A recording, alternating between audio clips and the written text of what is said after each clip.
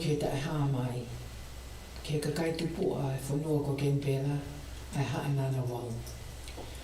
Whawheta ko lau maali le pia e tamasi Flemisi kalauni tupotoa o Kakala mo ha'amaafu. Tahine princess ko lato fui peka ko ei ki tala whikao lahi ia a tonga ki Australia. Ho ei ki kotoa ko mea mai me he whaitu kehekehe o tonga mo Australia pia mo mahamani foki. Kau tahi fonua, whai amatapule, kau taki loto, mo tonga kotoa me he ngahi whaitu kehekehe i mahamani. Ko a Luseane Lafitani o whakahoha atu me he Polokalama Mitiafaifio ai University lo au me loto Kenipela. Koe aho tātou wenyo e peleli, ua noa, ua, e ki heni foki palofesa Siosiua Lafitani ke whakahoko te Polokalama koe ni. Koe Polokalama ino i loa koe Alaha Kakala ai Ngaue. Me koe aho ni u tau sio ke āti tā whakatata mo tā tongi ai kau Flemisi o Iulope pe kau siamane, kau holani. No tau te whito ke Ngaue ai tangata ko Jan Van Eycke, mohono tau kete ko Van Eycke. Pe mohono tuku ke hei he senturi e ni e fiha. Ai tā wali mo Ngaue e kau Iulope ko oni. O pehena e kai ke nau au sia e nau tolu ai whakaofofa, mo e lele, mo e mau, i he tā koe ai kau Florence, puto kau Itali, i he taimi koe ni oe Renaissance i Iulope.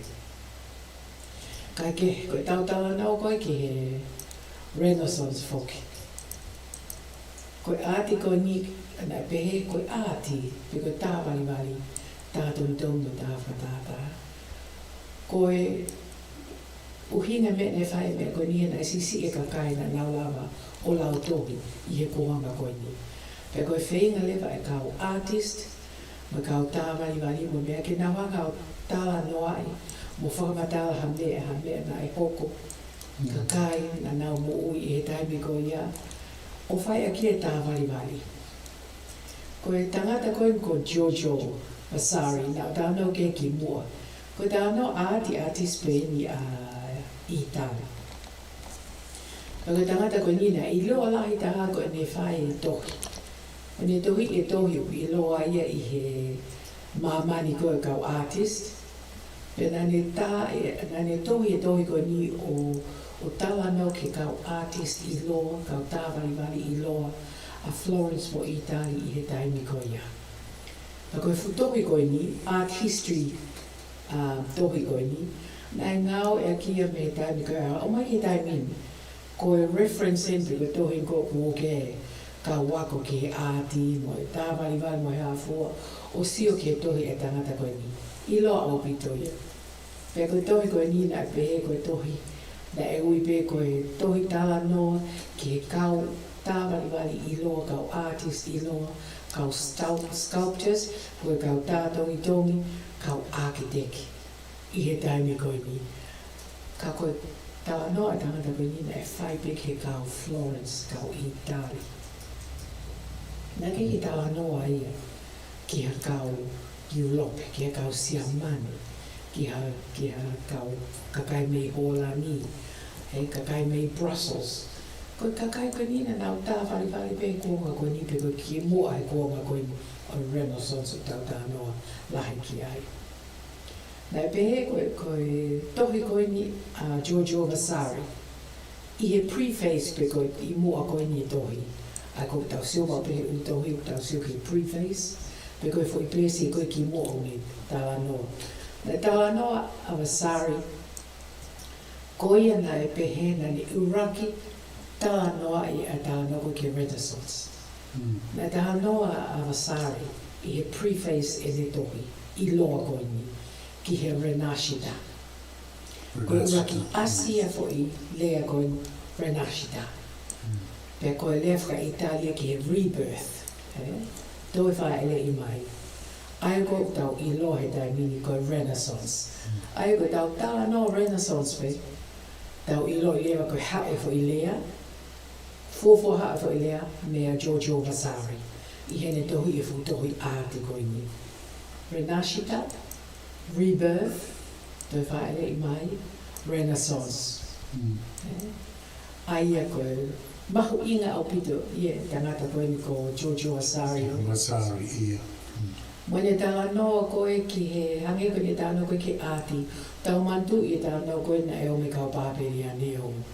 Holoki. Holoki aloma, purenga haloma. Senturi nima. Holoki kau pāperi a ne. Pea pehe fuk na nau holoki a pe mo I ngāhi mea, mahu inga I he tāwariwari, tātontongi, ngāhi whare, ngāhi architecture, holoki a he kau pāperi a ne. Pea tau manatu peka kau, tau pehe pe kau pāperi a ne ka kakai.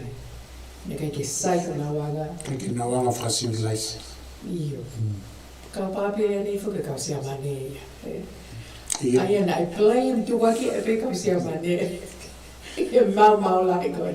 A kau ancient. Kai ke na wawe na whakalama na moiki kau I tari o kau loma. Loma me kau kariki. Iyo. Koe ki tala mai ia, koe kau pāperi a ne. Pea ko tau Ngaue pe fo I lea koe, koe tau pehe koe tau hanga kovi tau pe ngā I whakapāperi a ne mon ko siwa. Aia ko si kau sia mane ia kau Flemish. Ka kai koe no Iulope tau koe anga tūna e whakatata au pito pea Iulope. I he taimi ko ia, e pule lahi a Bavaria, ne ka ngai tu I o Bavaria he taimi ko ia. Pe neona nau mawahe, ka ko kātoa Iulope na whapehe pe ko Germany Iulope he taimi ko ia. Tuka ki lahi kau pāperi a ne. Ki hono mau I āti koe kau ancient, pe koe loma mo kalisi. Pe koe tā maana Luseane. Ko Vasari. Ko Vasaro, Vasari ena le pehe mai, kakai pāperi a ne kakai whakahela. Pane tohi e fu tohi koe u reference ki aia māmani. O au he taimi ni fu tohi āti koe ia. Kai ke hangi ho whakakawa taha kau mea me Iulope. Tohi pe ia he kau Florence. Tohi pe ia nau tolu. Pea nai pehe na ne, nai hane koe na ne mui hole ia mi kale Angelo. Hangi koe na lotu pea Vasari oe ki a Michelangelo. Pea nai tohi lahi e ke tangata koe ni. Oku tau osi I lo I pea mea e ho eiki. Ko Michelangelo koe ki te hana tatau tangata koe ia he. Koe ne tā nene pene whakaotua e ne tā.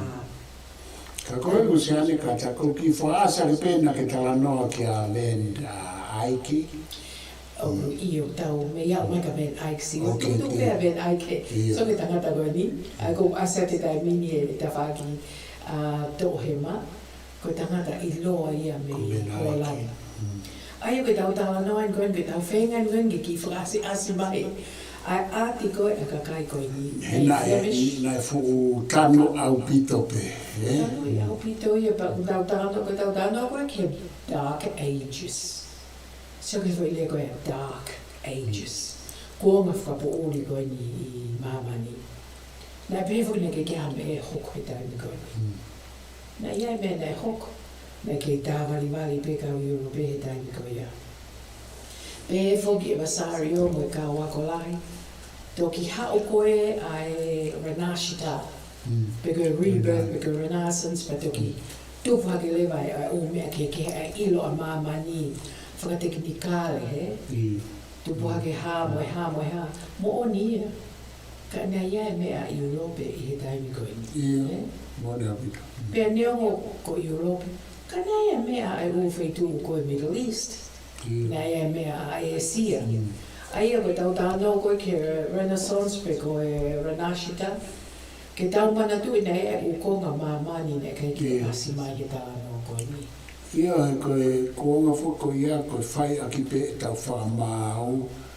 Ai civilise koe I fwoi hao koe ia. Senturi fitu ono ni ma whātolu. Koe feuesia'aki pe fua o mamani a koe ai civilise koe a karisi moloma. Pea koe toe ngā reo ka pau koe ke nau wā ofi pe ofi ki ai. Pea ko kau ia I he pāperi ane. Mo I kai civilise.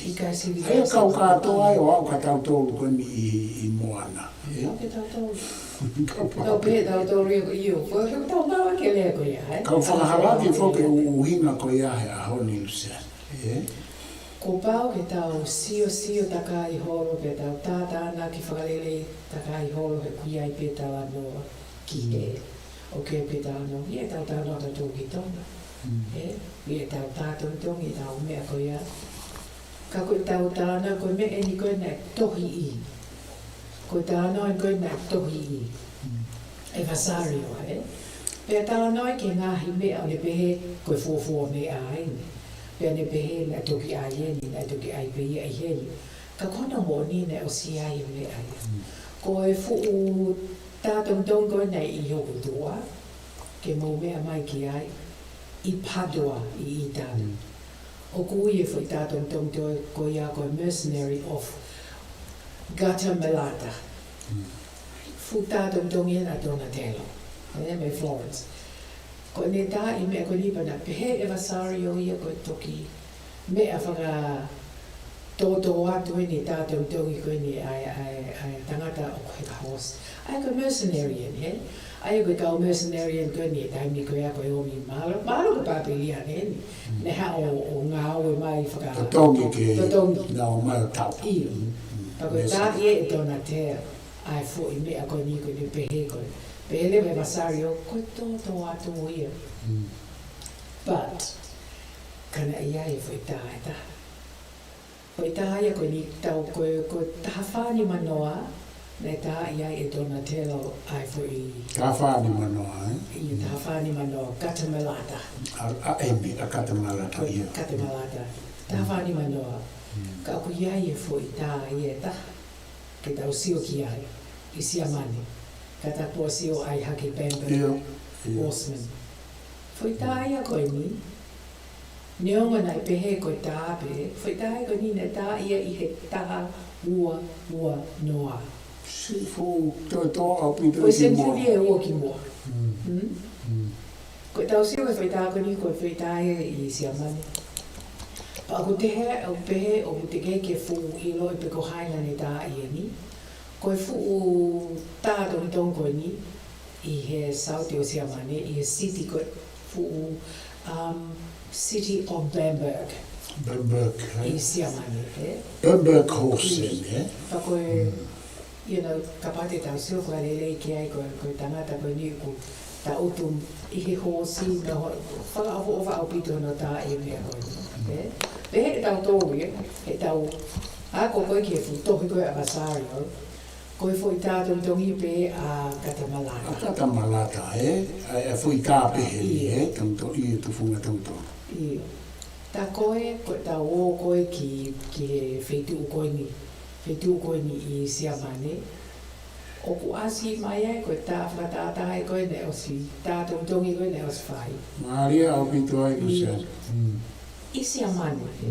Pa o koe ki fu pehe ke tau mai nau ilo I pe koe tohi koe nina e koe tātou tongi ni e taha o wanoa.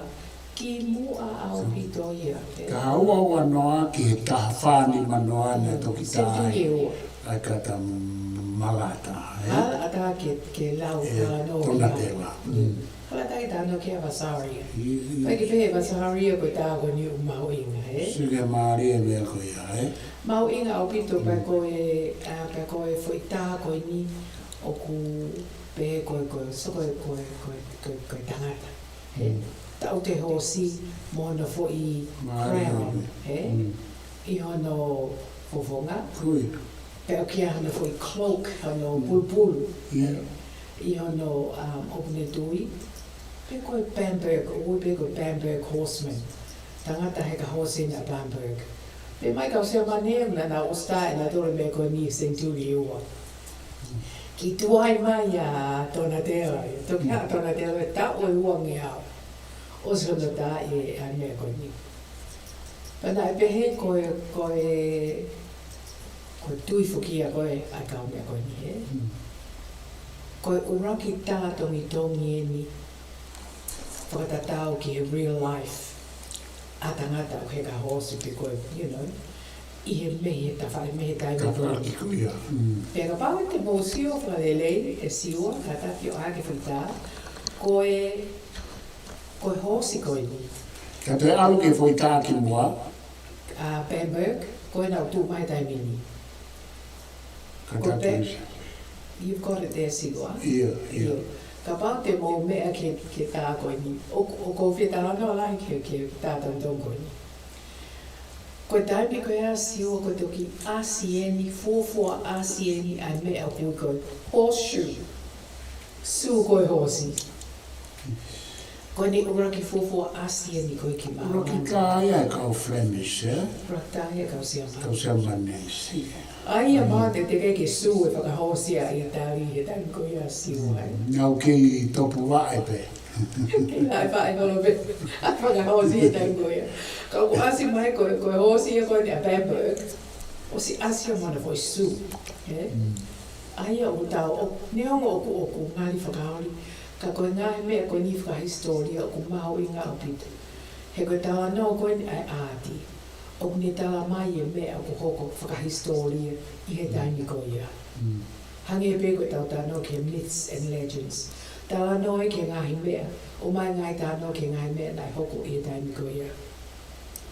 Asi mai tā wali, he mea nai whakaukau kia tangata i he taimi koe ia. Mea nai tui kia tangata i he taimi koe ia. Mea nai asi i he taimi koe ia nai ngāhi pina invent i he taimi koe ia. Ai o tau sio, hoi hosko ni, o koe ai ana foi su. Pea ka pauna tau sio whalele ke foi tā koe ni, ka pate tau oki Bamberg. Ko whesu o hosi. Ka pate ke sio ki ona topu wa e siua o ku hako o ku asea e hakiwi. O koe ke pehe to vai hosi ke hako o ku, look at the, you know. Koe ke asi mai O koe sio ki mea ai o toes e hosi, ia. O koe ki asmaha toes e hosi siua, o koe ki ano funky toes. O asi mai manu su. Su, Ki ngari whakaari ka pā. I rei sio maha tāhai o koe ka hosi siua. Pe ku Ngaue ke. E sio mai i lo oia oe koe whai su enu asi mai. O koe ki whanungai e koe tumu Luseane i foi tufunga koe ni. Tufunga koe ni nei whai e kau siamane. Toki turi haka mamani he tā hosi, mo tā e sua hosi. Koe foi heka mai koe mo foi kalaoni. Kai fuke whaka asma e historia. Tā noa pia koe utufunga koe ni. Pea mo tātong koe ni nei ka mata ko tau pehe mina e se ni itari. Maari o hanga o mai foi ata koe ni. Centuria ni e ua before Donatello. Tika ke nā wak mai nau tōria. Pa koe ka pau te tau sio lelei ki ono ai koe ai lanu ai foi tātong koe ni. O ku kai ke fu as lelei, ka pau te tau lava o ke whetu koe ni. Na bright colours, na lanu whakawho whakawhito. Koe wala koe ai tangata, na lanu kula. Na lanu uli hono lau ulu. E koe fwoi base koe me ana lanu mata. Pe hange koe na ki whana koula. Aia koe ka pāna tau lava stio lelei siua ke fwoi lanu ai mea koe ni. Whakawhoa paku tau manatu lem ke taimi koe ia. Nē ki whai ngō whohono ai ke astelea ura. Na nau hanga mixe o vali paint. He umea ke ko ngea ke nau aslele. Ai ka tau sentu ko tahao ana wai. Sentu ko ni o kei asipe i he whale rotu ko ni e fu tātou teo ko ni o ke aspe lanu. Ke aspe koula, lanu mata, lanu koula. Lanu uli e a leo ule tangata koe ni honda fwoi kālau ni kei asle lepe. Ka neo moi. Marila. Nai kai ke whakakau e Vasari. Ai si fwoi. I ene tohi, Pe e Vasari e koe kau pāpele ni nau ki backward. Mandu koe ne e sio pehe, ne e ki sio lalo i. Ai kau ita. Mea ko tō pena e tō mui. Mea ko tō pena e tupu i Itali, Florence. Tō mui hato e fonua. I noa au pita, se o kehe au pita Vasari ki he north. Ki siamane mo Iulope mo e whitu. Kama toi mamani. Io. Ka koe mea na e whakamamahi koe ne i noa koe ne se o kehe me he u key developments. O mea nai hoko fōfua hoko i he āti, i he taimi ko ia I māmani. Ko mea koe ne whamamahi a koe ke Siosiua Vasari ki he uwhaitu koe ni. E nani hanga I noa o mea nai hoko. Tau te whitu ki ana ai āti mo o mea koe ia. Koe tau sio koe ki Iulope. E siwa e taimi koe ia. Tau sio ki Belgium, ki Bruges. Koe whaitu koe ni, koe fonua koe ni pe koe city koe ni o Bruges I Belgium. Koe whaitu I e taimi koe ana e hangi koe nei hoka a pe āti mo business mo mea koe tohe. O ina pēni ki e senturi tahawa ai tātou. Ko tau oa tātou ni ke kau Flemish. Kau Flemish. Tau oa tātou ki mui ke kau Flemish hena. Tau mai nengo na ke tānoa ki a Vasari. Ka koe tau tānoa ai ke. Koe tau awena toi sio kia. Tau oa ino, tau tātou ki Belgium. Tau tātou ki Flanders. Bruges, whaitu koe ni. Koe whaitu koe ni ko Bruges, koe whaitu I loa he business I siwa. Koe whaitu koe ni na e homi ki ai whakatataha kātou mai mei māmani kau business. Me he whaitu ko tō māmani. Mei Lucia, mei Italy, mei Britania. Nā homi ki Bruges, koe whaitu koe ni na e taimi koe ana e makatu'unga au pito I trade koe he fabric. Tupenu. Ko Bruges na I loa taha he trade koe ni. O mai e o mea kehekehe me Iulope, o ngahi whalele I Bruges. O mai e wool me Britania, o wovenia I Bruges. O mai e velvet me Italy, o ngahi ai koe olo vetia. O ngahi me whakatawa te me fonua koe ni, me Bruges. Aia koe whaitu maho inga ni e tau sio koe ki Iulope. Ki āti mo business. Raka kai meni o ku pēko nei mo uilahi ai Silver Road hene alu Iulope. Alu ai ki uwhaitu ke. Yeah, Silk Road. Ko Silk Road, Yes, not Silver, Silk Road. Aia koe whaitu koe ni ko Bruges. I Flanders, Brussels. Koe fonua, I should not say ki, koe fonua ina e maho ina au pito ke business. Pea ko Bruges, na e whaia e tā wari koe ni e tangata koe ni, ko Jan Van Eycke. Na ki osu ka asmai whaka a Jan. Ia, no, te toi ki whaasa tu se ane katake. Ki whaasmai mua tangata maho ina au pito koe ni. Ko Vasari o ase hake te asa. Ko Vasari ka te u ki kumi hake a... E whakafofa pe mo e ase mai a Bamberg Horse. Ia. Kataki. Ko haiko ane utau ku Luseane. Van Eycke. Ko Van Eycke, kataki. Tangata koe ni me Holani. Pea koe tangata koe ni me mono tau kete. Koena. Nana I loa au pito he tā wali. Koena ko Van Eycke. Ko Van Eycke. Sake tangata koe ni. Te tau sio lewa kene ngahi tā wali whaka ofa au pito. Koe fo I tā wali o ko whia sio ki ai ke tau ki tāno ke ai siwa. Ia. Koe Mali. Tā wali e Mali. Ia, tā wali ke Mali. Koe Mali e tangata ma o mea au pito. Me Italy, nai Bruges e taim koe ia.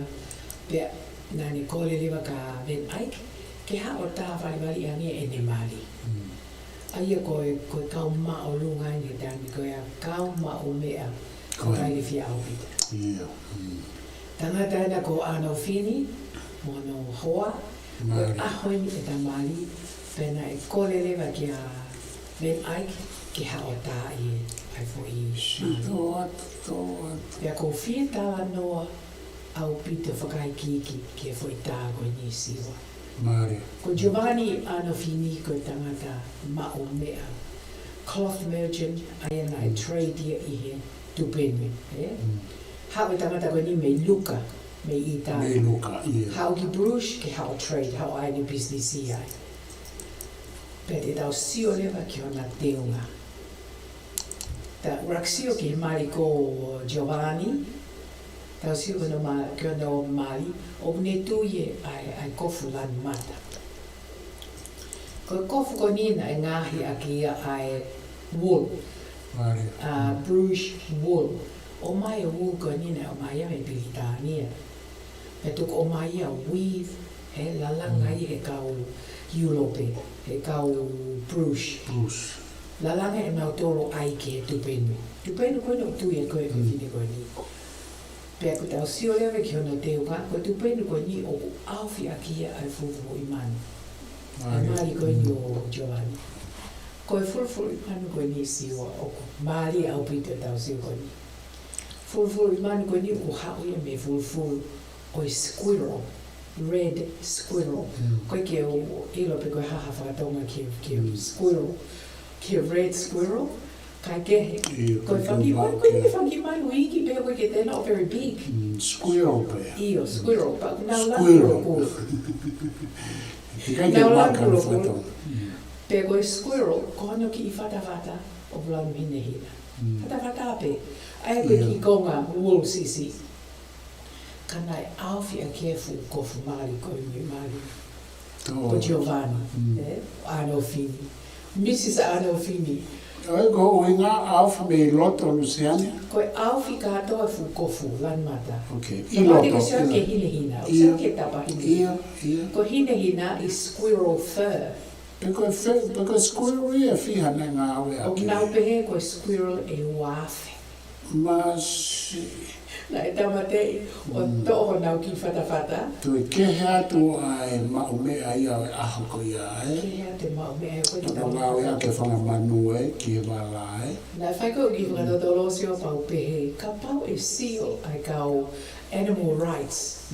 Ko kau animal rights o tau mahina. Kai ke nau sa ia whoki ai. Mon. Te nau mau te nau si hana tek na toi sio mai ke fukofu koe no Mrs. Arnolfini. Koe whanki red squirrel ia e uafe tupu. Na e tamate ke toho nau ki wool na whatawhata. Ke ngahi a ke kofu koe no Mrs. Arnolfini. Pa koe tau whakaukau tu siwa. Koe kofu pēni e taha. Mas ai guafe e. O ko wafe. Aia koe whanki squirrel koe ni pa koe whainga fur ia koe ni. Na I loa ia koe Minerva fur. And I maho inga au pito e taimi koe ia. As you can imagine, koe ki whanki manu e ne wafe tuputa ngā iake. Nea mai o si tamate ke ngā iake kofu koe no Mrs. Arnolfini. Pea iho no ulu koe ki a scarfia de ngā iake linen. E tau ilo koe linen foi tam koe nai. Linen lai tahana hau ia me he fonua koe ni Britania, one of the British Isles. Kana e pehe fo koe o mai e linen, o mai katope mea koe ni ke whakatau atu I brush. I Bruce. I longa koe market I lahe a Bruce e. Pea koe linen. Fe whakatau aki e. I loi mamani siwa Irish linen. Ia. Ireland in the British Isles, Irish linen. Aia na ngahe a kia foi teu koe ni e kofu. Pea moe lace. Sorry, not the kofu. Ai fo I tata foi ni whiwhine. Aia koe tau pehe koe Irish linen, pea moe lace. Pea koe lace I loa au pita whea u fonua Iulope I e taim koe he ngahi lace. Aia tau sea tau ki foi teu pe koe ni whiwhine. Pena e whiha ia I he taimi koe. Taimi koe ia. Ia. E soanga kai ke whakakau mai ai fo I anga fakafonua mo feuesia'aki se koe ni ma'a e tawa noa Vasari. Pea mo ka uitari I he renaisen. Whakangalo ke umea ea na whakatupu mai mei he kau Flemish I he kau sea mane mo whaitu koe nofu. Ia koe hea ana uhinga, koe mea peko si o lalo ke si kau pāpia. Ia te kai ke nao civilise, ki e tu unga o loma mo itai. Mo kaiki. Hame peka fonua ta nini. Ta peko pai peko. Na pehe si o lalo ata tonga ki whē, he? Whanki fonua he Pasifiki. Nau tau pehe ta toko ta tōu pehe, pe tau si o lalo pe tau ngahi ko vi. Whanki fonua ke. Kai ke tau ki peha ke ki he teu koe ni o Giovanni. Koe fu teu mahu inga, of course, au pito o Giovanni siwa. Koe teu ia Giovanni na pehe na e velvet. Hono te hono fukote. Pea koe olo veti, na o maia me i Itali. O mai me i Itali ki Bruges, ke teo i Bruges, pea tok whakatawa te kau business i Bruges. Mahu inga api te koe olo veti, saitai mamani, na mahu ia me Luca i Itali. Fitu pe ko, wako mea Giovanni koe ni. Giovanni koe ni. Tangata koe ni. Aia na mahu inga api te ai olo veti koe ni, o maia me iai. Pea kohono tata, ko tata ni style ani tanke. Neo ko tau sio ko no tata o hangi ko oversize, pe fulai. Ka ko tata style ko foi fashion ni tanke ya tata ko ni. Pe na ngahi aki a straw. Lau I akau. Pe na ngahi pe ia I Bruges e tanke ya. Ka o ka pante tau sio ofi ke tafa tata ko ni. Asi le ana kono la langa foi tata ko ni Giovanni. E ko pehe tato ko tata o ngai aki ha wool fufu manu o something. I kai. Ko straw hat, ai taimi ko ia lanu uli pena la langa, asi lele I he ta I hono la langa. Mari. Pea koe tau tāno koe ka Van Eycke e siwa e. Kono trademark piko mea I lo aka siana ko ni. Ko ti teila e ne tāwani mai. Whakaikiki. Whakaikiki pea hahao, pea mahino. Clarity, Clarity, au I tāno whakakari, classical, Aina keke pehe ko tāwani ia clarity mo e 3D mo e hawha, na keke asi pehe I Florence. I kai. He pe sio Luseane ki e foi tā koe ni, Iyo. Ko e foi tā koe ni o ku wakai koe ki ai o ku os foi di bei e te ia, Pea hange koe foi aati koe ni muia au ka te tato ki hao ki ai ka koe ku uhinga ni koe ki e tatala noa koe ni ki e foi tā koe ni. Ave ni aki, Koe tala noa ia ki he 2 dimensions, mo 3 dimensions, o ku fihi au pito tala noa I ka no kamatanga hai koe tau sio koe ki he ni o kua ngai 2 dimensions, o ku tapaua mo tapatolu, Neo na I kai ke la uia pea recognize pea ia o tari I he aho koe ia, Luseane, ka koe maari au vito, ai toi hoko tu koe ke tau aru ki tua koe me he foi senta koe o pehe ko senta ia o e Fanau'ifo'ou a Iulope Renaissance, a Itali, a Itali pe mo no ngahi kolonia, Ue tau sio koe ke teo ngā koe o Giovanni e foi tā koe ni. Na o pehe koe whē pe koe fufu manu, na e ma o pe ia me I Polani mo Lucia.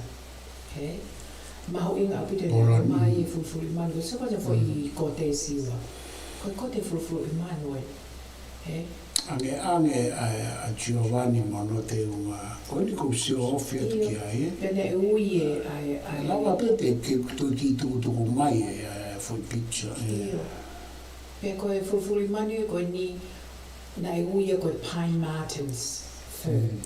Ma o pe e me forest ko Polani mo Lucia.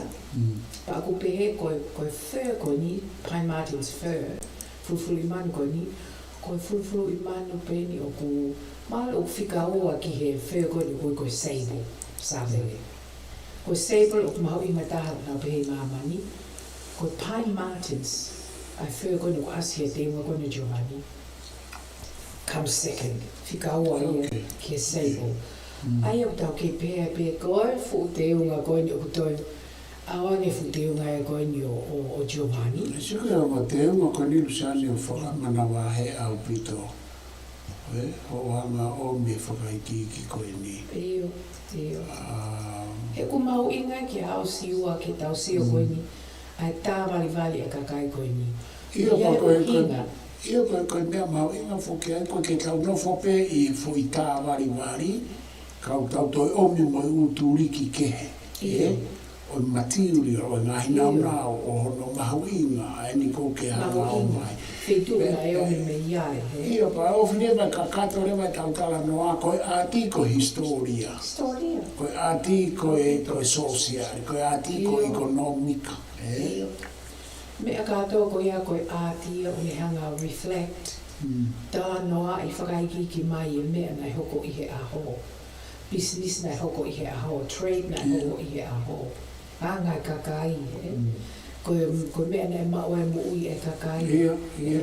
Koe whakasivilise, you know, whatever. Koe anga I nau whakaukau whakasaikolosia o e aho. Anga koe moi for business asi lahi au pita mai. Moi fe whakatau ake. Porque taue o kautala noa pehe ai ki a Ngaue whakai tufunga tā maribari. Porque ne hanga rewa to e whao I atu e tau mahinomo, e tau sio, ki he loloto. Whaalahi maa kopu loloa, o I fo I Ngaue ko I fo I tā maribari pe. Ka ui kai ko I tā maribari pe. O whakafofo e te o kuia mohono ngahi. Konga pe nao. Iyo. Pea kuto e hange koe tau seo tu koe ke teo ngai mo mātua koe ni. Mo mātua business. Pa anga lahi au pitu. Tau pehe koe mo pilionea e taimi koe ia, he? Tau seo tu ka pāte mo whakatoka ngai siwa o te ke hola me fo ita. Ka pāte mo whakatoka ngai o ke sio ata I mui. He fo ita, he? Koe sio ata koe ni mahu inga au pitu. Ko asamai, Iyo. Koe foi sio ata koe ni. Koe te koe no whaka asi mai e ai ngahi sio ata mirror I he taimi koe ia. Toa. Na e mahu inga ia. Na e mahu inga I he nofo ai society I he taimi koe ni. Koe sio ata koe ni ai koe koe convex mirror. Ai koe hako kōpata patoa ni asi mai koe kitoa. He, kia tau tōnu. So koe sentuli koe ne asi a mea koe ni siwa. Ka pāte tau matu ke tau ohore o whaitu I mahamani. Hangi koe maohori Asteria, ka pāte te arake train station. O kia e whaahinga sio ata koe nu hanko convex, he? Heu ni hanga whakasio mai e turiki koe, whakaasi mai e turiki koe. Aia koe sio ata koe nu asi koe ni I he whaita koe ni I he taha whātolua. O asi ai e sio ata koe ni convex mirror. Ka pāo na tau lava sio lelei, o ku asi mai sio ata a Van Eycke. Ai koe me ena whaafai e kau artist e tam koe ana nau whaahanga pio o insert nau tolu o tō tā I mai pēr nau toha nau whanki self-portrait I he nau rotonga tā a kakai koe ni. Māli au pito. Māli. Pēr mahu inga au pito me a koe ni, he? Ai o ku asi e convex mirror ia. Pe koe sio ata koe ni. So ka pate tau o mei asi mai, he? O ku asi mai tai mi te lape si atu. O ku asi si mai a Van Eycke I ne lotonga taha I o mātua maikoni. Toi tā I e fo I tā I he loto tā. So kia? O ne tā I ai fo I picture pe koe fo I tā whakatā I he loto tā, I he loto mirror, I he loto sio ata. So clever. Unbelievably clever. Moi ata mai, moi skill. Moi poto ka kai koe ni utau. This is why e ko sio koe kia foi. Ke Polokalama koe ni koe Alaha Kakala ai Ngaue. Koe tau sio atu ku tau mo lewa Alaha Kakala mai Ngaue koe ni a tangata koe ni ko Van Eycke. Tā e Van Eycke mea koe ni fui tā koe ni tā whātolua. Tā ui e tolu noa pe toki whaele mai tangata I loko ko Michael Michelangelo. Tolu noa before. Tā o e tau noa mea Da Vinci, nima noa mea Michelangelo o Rafaele e whuka Da Vinci ia Michelangelo. Ai koe tā o e tau ongo furu tupu, pea toki ia o mai koe ki māmani a Da Vinci, Leonardo Da Vinci. Ia fo I tā whakatata koe ni. Tā o e nima ngo furu, pea toki whaele mai tangata I loko ko Michelangelo o tau. Whakatukutuku ni. Seke ngai fui kehekehe koe ia. Iyo. Koe tau whamalo ke u whatotolo koe ni pe mo anga o mai Luseane o whekumi koe ni ngai Polokalama koe ni ne rawarewa kene o mai ai ngai mo ni mea nai puri a laulau senturi mai ni talu mai eni me renaissance senturi taha fa ta nima ta tolu au pito he koe tau sio koe ki he senturi ta anima I mo koe kamata koe senturi ta anima I heni na ia ai fu revolution ia sio ke tā wali moe tā koe ni mea asi lele asi ia koe mea ko photo Io mea ko mahu ina lahi ai fui Polokalama ai whatotoro koe ni mo Ngaue koe nuki whai he ko e kuleanga whamanata mai ka te au hange ko ki tau tōlu pe o ngai singai se ke I ngai senturi koe ni ne ngai mea whakaofu mo ngai Ngaue tukutuku lau mea maongonga nai hoko senturi ta hawalu sani fuafuafu ai tau whakatata tata ongo furu kamata ai pureanga tonga pea visio ke foi mea koia kamata pureanga whakatui ia aho tu whafofo ke senturi ongo furu ko ka noa ke mea tatau peko senturi hiva pea I senturi ta hawa koe kamata ia no tataha ano Tufunga-nimamea'a hamonga sio pea kamata langalangi I senturi alme ngofu tata hawa mau inga pito sio e tau sio whaka ke tau mo feitu mo taimina e whaia o mea I mamani Ia te tau lava alu pehe so tau alu koe me I tariko pehe koe senta o renaissance o Fanau'ifo'ou e similise a karikimo a kau karikimo Iulope Italy Moloma sorry na e toi hoko pe o mea tatau a whanau I mai ai o Ngaue onga he atamai e tangata I ngai wheituke o hangi e pekoni tata anoa ki se mane kana kehekehe koe senturi ne e whiha mo whakatotolo mai tala noa kau ako kau filosefa mea piki kau wai o similise koe tatau pia mai a honi o kumo ui mai e tau tala noa ke ngahi ilo tuku fonua po ngahi ilo tuku whakaholo ai o similise mai nao poto ai ke tau sio koe ki he taimi koe ni senturi ta hawa ta hatolu ta hawha ta hanima Iulope na nau osi whae na tore ngahi mea ki he tā wali me tā whatata with clarity, precision pa tonu moe ti teila ko e nau tā whatata o I mu ai e kau Itali ange koe tau sio koe ke ki fo I sio ata koe ne asi mai ki mo au pita me e koe ni I e kau Itali a convex mirror because sio ata ko hango fukutopoto ai asi lahi koe ni Flemish art. Sio ata Ngaue. Iyo? Fo lele I tamai. Yo Ngaue koe koe ke, Iyo. Ai aku tau ilo I lewa koe taimi koe ana fie mao lahi e kau arti ke nau tā whatata pe nau ki whaka asi mai pe nau tō. Ange ko mahu inga nga nau tō ke ki whaka asi mai pe nau tō. Ia koe whakaukau ia koe ia Luseane ko kuhinga koe ki ai. Koe 3D ia pe koe tapatolu a te tā wariwari, pe koe te tā kopesi, na I kai ke omi ia e kau Roma me kau Itali I renaissance.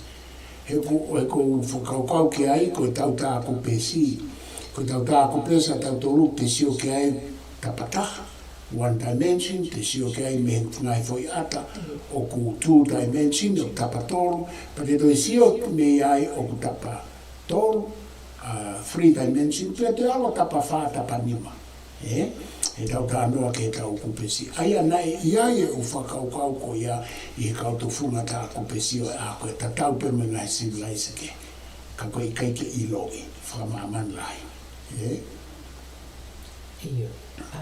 Koe foi Foi tāwai wale ko tau whi hoko ki ai siwa. Iyo, sai tā ngā unua tau toi ka minite tā ni malusa. Ai o tonki tau ki iofra wabave he ko o ki ai e foi tāwai wale ko whi ake. Ai ko tāwai wale whakeni o Madonna. Seo ki Madonna, ko na ko tangutu mai mo ki pepe ko sisu. Pea mo whakatona e pātele. Ko pātele ko Joris van der Pala. O kune tangutu, o kune puki hana ki mata seo ata. Ko fua asiene mea ko mata seo ata i e tāwali wali. Nea mana e invente mata seo ata ia i Pisa. I he tahatolu, sen duri tahawa tahatolu. Kana e hanga e kausia mani o te whakalelei i e lens o e mata seo ata. Pane aslahi he u tāwali anau tolu. Malahi a pite kausia mani e ang sane ki whani nimo ai o mea. Whani nimo o pite tau seo ka St. George na tu mahe tu a pātele. Ko St. George a rota ulo na ni tamate i futala koni. Pe aku tau seo pita toke hanga. Soke mau mea atu ki he te unga o Maria. Ai tō koe hana ko fumo e lanu, he whakaafo ofa au pito. Kai ke te tau o whakawaka mea heku, me o se taimi, o ko whie alkei ki e Ghent altar. Koe olita Ghenten, o ko whie tānoa lahe ki ai, he koe fuu. Ātia koe ni, me tāwali koe ni, na e whaia e o tau te hina. Ko e fo i tāko ni mui o mōsio mai ki ai koe... Iyo, kona ko ahaki. Iyo, o koe fo i tāia te tau ki tāna ki he osi tau mea. Tau kapa, actually siwa, ka pati ka lawa ai ki aslele mai fo i tāko ina. Are you able to do that? Ape. Aina koe ku tau ka asi mai koe annunciation ina. Iyo. Ko no announce ina ke palelo talangi a Maria ka mele tene whaele e pepe. Ka o koe ki aslele mai he foi tāko ina, o to e asi mai he tāta, ka te tau o mua ke Ghent altar, ka Siua. Ko e tala no koe ke olita Ghent, aini koe ni o asi mai. O gunau pehe koe foi tāwali maho inga tahaini, i mahamani maybe, i he taimi koe ia, Ghent altar. Pena e kamata tāia he te tau ke te koe ni o Van Eycke. Pea mālolo ia pai whakaosilewa e Van Eycke o sisi ia he tama koe ni. Ka pehe ko Hubert na ne kamata tāia o hita koe ni, koe fu o hita koe ni o ku tapatolu. Ka pāte mō whatoka ngai o ke ai hinge, pe koe hinise o ne hanga o aia ko whailoto maari e mo e o tawhaaki. Whailoto maari e ko asi mai a otua, ka pāte mō me atu ki ai. Pako asi mai pe hinges, a hinise koe ai fu tāwari mali koe ni o tapatolu. Koe fu o lita koe ni o kutu ia i he San Pavos, Siasi Cathedral i Ghent, i Belgium. Pea koe fu tā koe ni u me hangau whakaasi mai ai pehe tangata tāwari o ko asi mai o lunga. Koe ki fu asi le maheka ko o lunga, o ko asi sio ki lalo, fo i konga koe ki lalo ko asi mai me pehe ko New Jerusalem, ko he manien. Aia ko nau pehe koe fo i tā koe ni uia koe politik. Aia koe o join together e fo i tā koe ni. Ano mea e ate pe, ko loto maalia pe koe o tawhaaki. Koe tawhaaki tohe maa ko asimaya ātama. Ko loto maalia koe o tuaia. Koe tawhaaki koe ko iwi ko asimaya ai. Koe konga ki lalo ko asimaya i mui he futaa. Asimaya ne pehe koe ko Jerusalem ai. Pena e tā ne osio no tā ai Ghent altar i he taha whātolua e Hubert mo Jan Van Eycke. Pāku nau pehe whuki koe fo i taha koe ni, na e fie maulahi taha e fo i taha wali koe ni he tangata koe ko Hitler. Mea bea na e fie maulahi taha e Hitler he tō tonga koe tau honoa, koe fu taha wali koe ni. He na e pehe na e hanga e Hitler ia o Palani, kia ne fu museum ko museum lahi taha ia I mamani. Na ne pēna ai ke lana fu museum ko ni Iulope siamani I Berlin. He os koe ta honoa. Os palan whaka e hit laia ko ia e malohi. Pēr ne pehete ne o mai e fu tāwari wari ko ni ne whimao. Ke o mai ia ke hange koe foi headline na ia koe he ne fu museum ko ni I Belgium. Pēr mo pe ata ke fu tā ko ni. Ko sio e konga koe ki lalo. Ko ne pehe ia koe ko Jerusalema fu o ia. Pe ko he vani ia. Ka kapate tau sio whalele ki e o hange pe ia koe ko Flanders, ko Belgium. Aia mahal ko hange koe lau a tau art historian. Na pepe e ven ai kia, ko neonga e tau nofo whakaukau o whakalalolot ki he vani. Ka kui mamani pe a he vani ia. Mona. E nani tā I pe ia he vani pe ko New Jerusalem o hange pe ia koe ko Belgium. He vani I mamani. Iyo, he vani I mamani. Ke o te tau fu nofo o pehe koe ke mao heni. Ai whetu koe aka oku I mamani pe. Ai oku asimai o li tā he. Oku asimai ki sipi. Oku tu, oku asimai sacrificial lamb. Koe ki sipi oku tu ka pate mo seo whakalele ki loto maali e are ki lalo. Oku tu e ki lami koe ni o si tāmatei. Pa ku tawhai whano toto ki he foi bowl, foi chalice. I he foi tā koe ni. Pe aku koe hange koe pena koe tau sio koe ke u panel koe ni. Oku whaafu ofa upito he hanga he o tangata artist koe ni. O tā I mai e mea koe ni ke loto maali e pe o lunga. O tua pe I he tawhatawaaki. So ke tawhaake taha ko Sione Baptaiso, e sio tawhaake koe o tua. Sione Baptaiso, I he tawhaake taha, pea mo e Virgin Mary I he tawhaake taha. I olunga, ofi koe ki he mea. Pea koe kau angelo unau tā, I he o tawhaake ko o mele mo Sione Baptaiso. Unau pehe koe kau angelo ia unau playing music unau tā mea. I he o tawhaaki o mele mo Sione Baptaiso. Pea tau te sio lewa ke ātama mo iwi. I o tawhaaki ko ia. Tau sio I koe ki lalo koe Gathering of the Saints. Koe kau sangato, koe kau whaianga hala, koe kau clergy, koe kau sotia. Pea nau tuu takatakai pe I he ki lami koe ni o teu whei lau lau. Pea koe ki lami fo o nehanga ia te picto koe lami ko si sui. That's him. Neha o Kalusify himself. Aia koe anga ia sio koe ki lami ko si sui. Tau sio lea kia o laki tau sio ke ki tau. Ai o tau o silo koe tau of the Holy Spirit. Koe tau pe koe lupe. Koe anga ia koe talano ki lau mali maoni oni. O hao o whakaasi mai e ki tāw koe ni. Whakaofu ofa apite tau sio ma tau wakai. Koe tā wari koe ni koe tā mai pa mne hanga whakaasi mai. Ai mea na e whai ake tā wari. Mo ianga sio e tangata ki utala no koe I he tohi tāpō. Koe whai tā koe nina e koe o mātua na nahanga o totongi a ongo Van Eycke ni ke tā. Ko just vit mohono Mali, ko Elizabeth Polut. Ko ongo me ani me Holani me Bruges pe. Sorry, me Bruges. Na nahanga aya ko ongo toi ma me ai. Na nahanga ko le koe ke tā ai foi me a ko ni.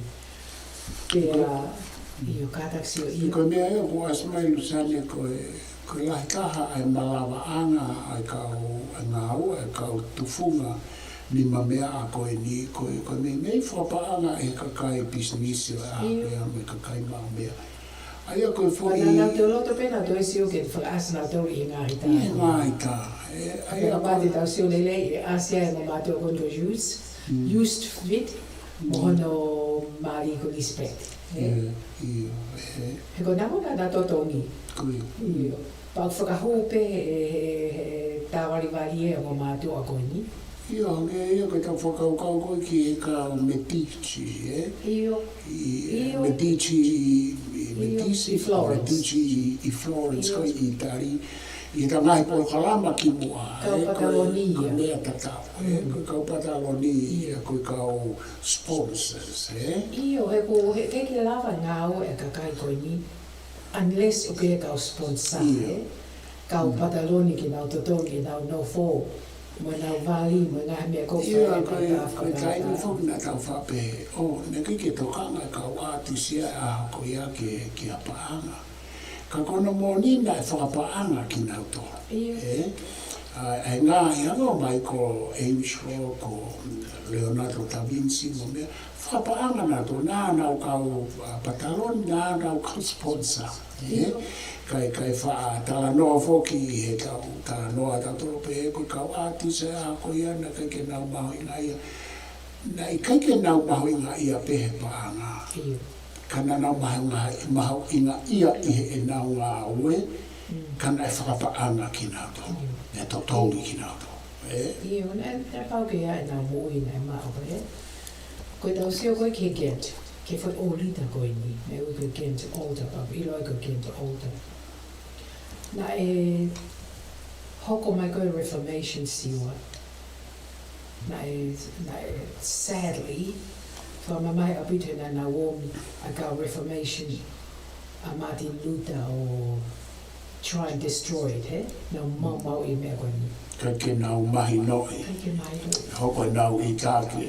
Kai ke nau mahi noi maho inga o ngā ue koe ni ia ki nau tō. Ko taimi Reformation, ko taimi maho inga apite historia. Ai lotu.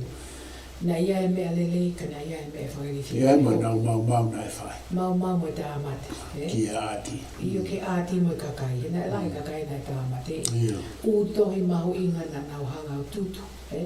Ko hinga na kei ke tatau e mo I nau tui. Ia ko mea kau sio ku hoko Luseane. Ke hoko mea ahoni. Koe kau ISIS, koe kau Al-Qaeda, koe whahinga kakai ku nau whainga ke nau furihi a whainga mea, ia nau uhinga. Nea ngō koe uhinga Reformation, na ia pia no uhinga lelei hange ko tāna. Ka ku hoko mo pe mau ai ki he civilise. Pa koe mau a toko si o affecte toko lahi. O koe ki tau sio tato kovi e lotu Muslim. Ka koe kakai o ku nau Ngaue ake lotu koe ni ke whai ake nau mau. Na tau koe tau lotu ki a Kalistiane, ka wea historia Kalistiane I he Holy Wars e nau tāmate mo mau. Ai o ke ma o pe me ke tau sio holistically ke foi mea. He ke tau sio pe ke foi tawaketa. Vasario, maho inga pita ni mea nai whai ka nani hanga whakakalo e kau āti ai Flemish he. Koe foi mea tā ko whita anō ke pēta ko se ta Polokalama siua.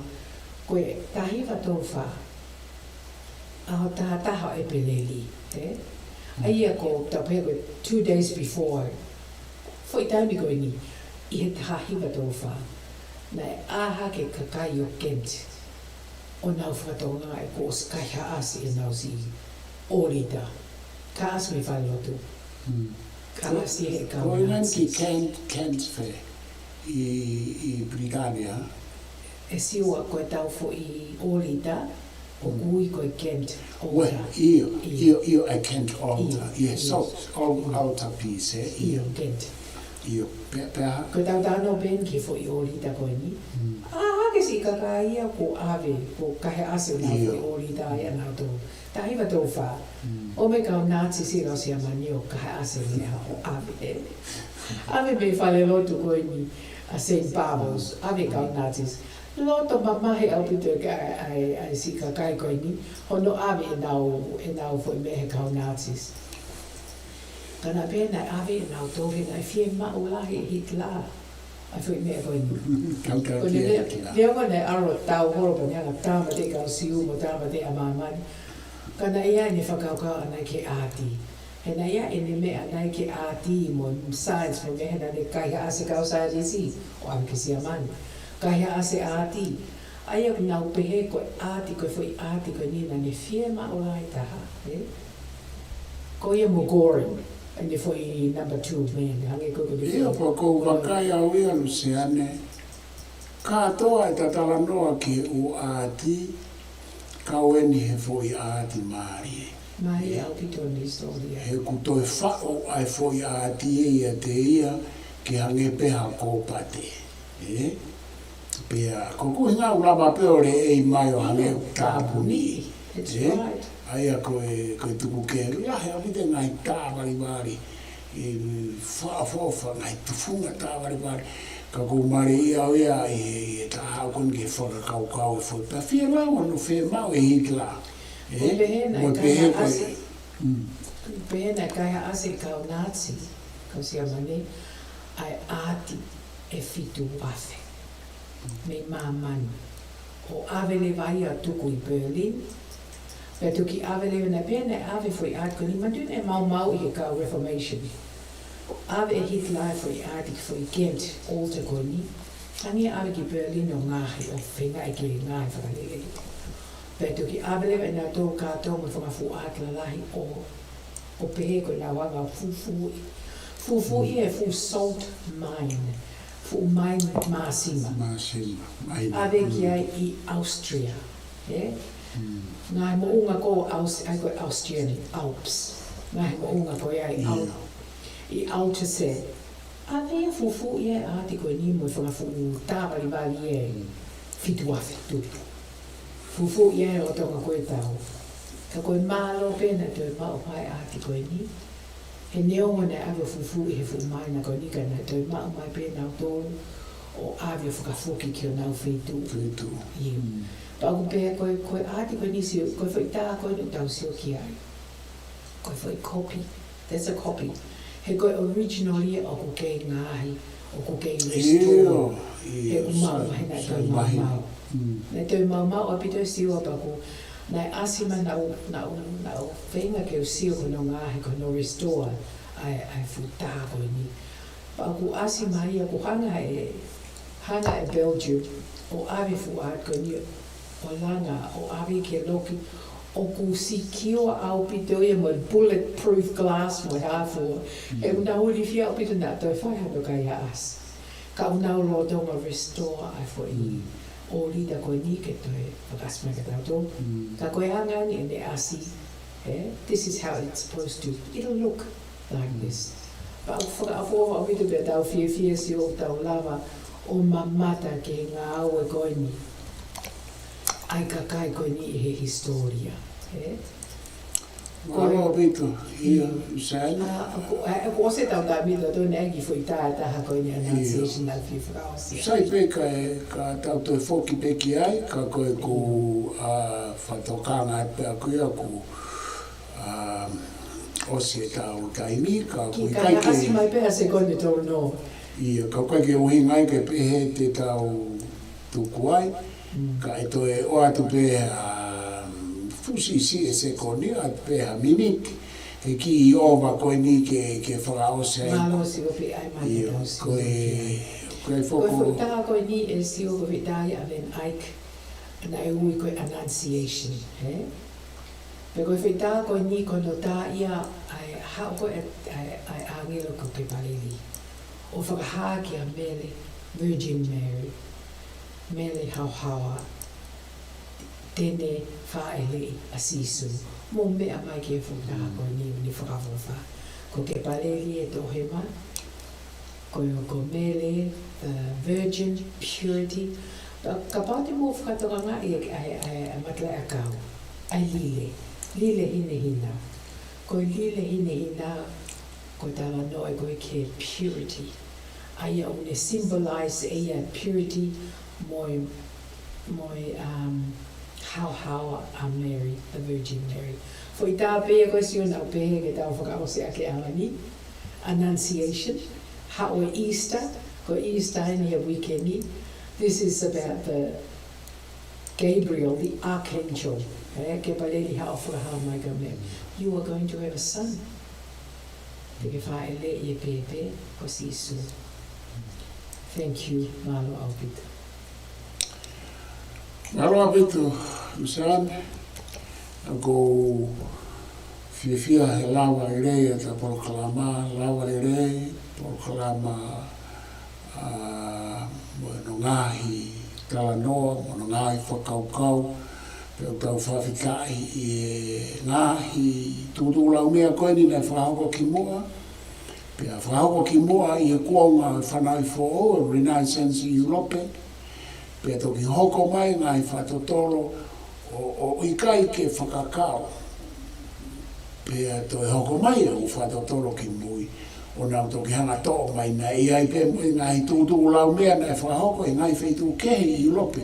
Ka kui kai koe sen kāpe o e Fanau'ifo'ou au e Renaissance, Rebirth ai feuesia'aki I kari, Wako tui koe mea whawhiwhia ia Luseane, pau tau fia pe ai I te ulahi po ke whai mo no omi ngai Polokalama koe ni, te whito ke Polokalama koe ni Alaha Kakala mo e okoko, koe storytelling mo e Polokalama koe I o tātāpuni mai mo e omi o whatotoro koe pau whawhiwhio whamaloa pitu ke te koe, pia ko whamaloa ke mo tōko ta pia mo mea mai, mo mai o mo whakaukau, whaitai. Whawhiwhia lai apito e tānaki pia mo e motoro te mo mea mai ke Polokalamani I he ka o ka kuma owhalahi atu te motoro te matatau atu he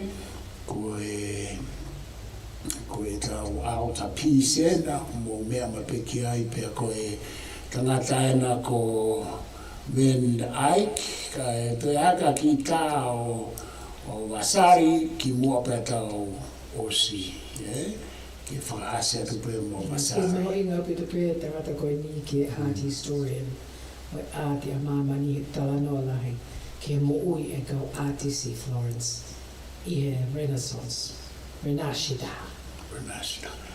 Malo pito, malo mo mea mai, ka mo mea o whalahe atu ka te kumuto. Hey! Lama mata foi!